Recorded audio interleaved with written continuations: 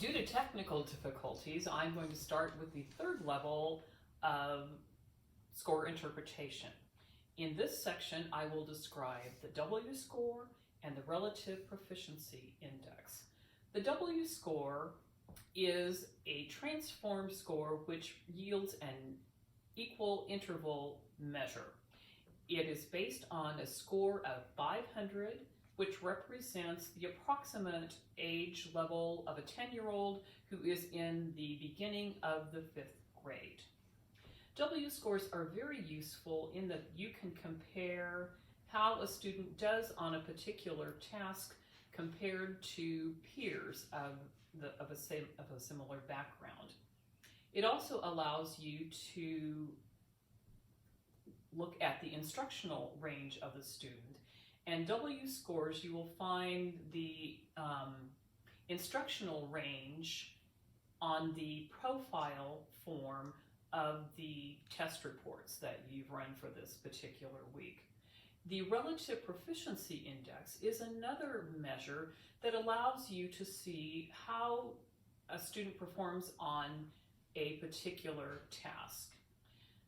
The Relative Proficiency Index indicates the independent, the instructional, and the frustration level of the particular student. The Relative Proficiency Index is based on a denominator of 90, which is constant. The numerator ranges from 0 over 90 to 100 over 90, and this indicates how proficient the student is at a particular task or similar tasks.